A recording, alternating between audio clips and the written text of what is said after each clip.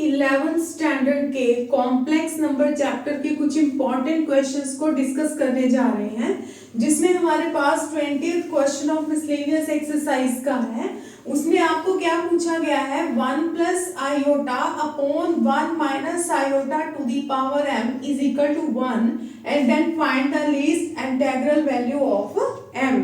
तो उसके लिए आपने क्या करना है, सबसे पहले जो आपको गिवन है 1 plus iota upon 1 minus iota, इसे आप सेपरेटली सॉल्व कर लीजिए, ठीक है। जब हम इसको सॉल्व करके इसका आंसर फाइंड आउट कर लेंगे, उसके बाद हम इसकी पावर m टेक करेंगे।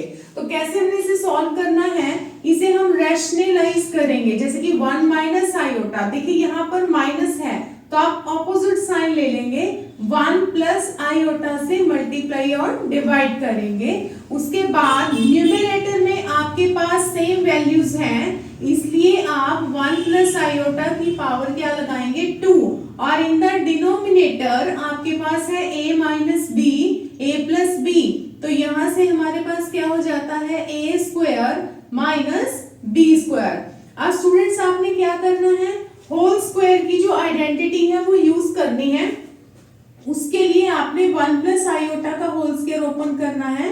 फॉर्मूला आप लगाएंगे a square plus b square plus 2ab, और यहां से आपके पास होगा a square minus b square, 1 square is 1 and the value of iota square is -1। Then finally we get our answer, 1 square is 1 and iota square की जो value है आप फिल कर दीजिए -1 एंड 2 मल्टीप्लाई 1 मल्टीप्लाई आयोटा, तो हमारे पास answer आ जाता है 2 आयोटा, और यहाँ से माइनस माइनस हमारे पास क्या हो जाता है, प्लस। तो आप कैसे लिखेंगे, 1 माइनस 1 प्लस 2 आयोटा अपॉन 2, 1 से 1 आप कैंसिल कर देंगे। उसके बाद आपके पास क्या बचता है, 2 आयोटा अपॉन 2, और 2 से 2 भी आप कैंसिल कर देंगे। उसके बाद हमारे पास जो फाइनल आंसर बचता है वो क्या बचता है, आपके पास आयोटा। अब आपने क्या देखना है, iota to the power m। अब आपने करना क्या है, आयोटा की जो पावर है उसे m लिखना है, और यहाँ पर आपके पास है 1। तो स्टूडेंट्स इसके लिए आपने देखना है कि हम m की कौन सी पावर फिल करें जिसके लिए हमारे पास 1 आ जाए।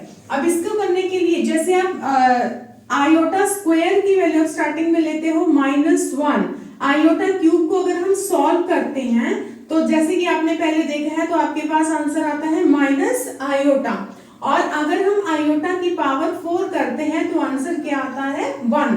तो यहां से आप 1 को आयोटा टू दी पावर 4 भी राइट डाउन कर सकते हो, और यहां से हमारे पास आयोटा से आयोटा कैंसिल करके जो m की वैल्यू है आपके पास वो कितनी आ जाती है, 4। तो आप क्या आंसर देंगे कि जो आपका लिस्ट इंटीग्रल वैल्यू है m की वो क्या हो जाती है, 4। अब हम चलते हैं अपने दूसरे क्वेश्चन की तरफ। अब हम चलते हैं अपने नेक्स्ट क्वेश्चन की तरफ, जिसमें पूछा गया है find the number of non zero integral solutions of the equation. तो स्टूडेंट सबसे पहले आपने क्या करना है, मॉड्यूलस को सॉल्व करना है। अब मॉड्यूलस को हम कैसे सॉल्व करेंगे, जैसे 1 माइनस आयोटा, अब आपको फॉर्मूला याद होगा x प्लस आयोटा y। अगर हमने इसका मॉड्यूलस लेना है तो क्या होगा, x square plus y square, means real and imaginary parts का आपने स्क्वायर करना है। तो यहाँ से आपने 1 का स्क्वायर कर देना है, और इस तरह से आपने -1, बिकॉज आयोटा के साथ जो कोएफिशिएंट है वो -1 है, स्क्वायर करने के बाद पावर आपने x लेनी है और राइट साइड में लिखना है 2 टू दी पावर x। अब students 1 square is 1 and -1 square is also 1, तो 1 प्लस 1 हमारे पास क्या आ जाता है, 2। अब आपने क्या देखना है, हमारे पास है स्क्वायर रूट में, तो आपने क्या करना है, x। अब स्क्वायर रूट का मतलब क्या, पावर 1/2, तो यहाँ से 1/2 मल्टीप्लाई हो जाती है x से। अब आपने क्या करना है, दोनों तरफ से जो बेस है 2 कैंसिल आउट कर देना है, और हमारे पास बचता है x upon 2 is equal to x। अब आपने करना क्या है, यहाँ से क्रॉस मल्टीप्लाई कर लीजिए। क्रॉस मल्टीप्लाई करेंगे तो यहाँ से हमारे पास क्या बन जाता है, x is equal to 2x। अब यहाँ से हमारे पास x अगर हम उस साइड ले जाते हैं तो यहाँ से बनता है 2x minus x is equal to 0। तो यहाँ से हमारे पास जो x की पावर है वो क्या आ जाती है 0। अब आप अपने क्वेश्चन को वेरीफाई भी कर सकते हैं। जैसे हम यहाँ से 1 minus iota to the power 0 लेते हैं और राइट साइड में भी आपके पास है 0, तो यहाँ से हमारे पास 2 टू दी पावर क्या आ जाती है 0 और वो है 1। अगर हम इसका मॉड्यूलस सॉल्व करते हैं उसी तरह से आपके पास 2 टू दी पावर x/2 आएगा और x की वैल्यू आपके पास क्या है 0। तो यहाँ से भी हमारे पास अगर हम किसी भी कोफिशिएंट की वैल्यू 0 लेते हैं पावर में तो वहां से आपके पास 1 ही रहेगा। तो यहाँ से हमारे पास ये क्वेश्चन वेरीफाई भी हो जाता है। तो यहाँ से आपके पास x की जो वैल्यू है वो क्या आ जाती है 0। अब हम चलते हैं अपने नेक्स्ट क्वेश्चन की तरफ जो है स्टूडेंट्स हमारा नेक्स्ट क्वेश्चन है a plus iota b c plus iota d e plus iota f g plus iota h is equal to a plus iota b और आपको प्रूफ करना है जिस तरह की आप देख रहे हैं is equal to a square plus b square. अब इसके लिए आपको करना क्या होगा, मॉड्यूलस टेक करना है। सबसे पहले आपने दोनों साइड मॉड्यूलस ले लेना है इस तरह से और ट्रायंगुलर प्रॉपर्टी को यूज करते हुए मॉड्यूलस को आपने सेपरेट कर देना है। जैसे कि a plus iota b c plus iota d e plus iota f हर एक कॉम्प्लेक्स नंबर के लिए आप मॉड्यूलस को सेपरेट करेंगे।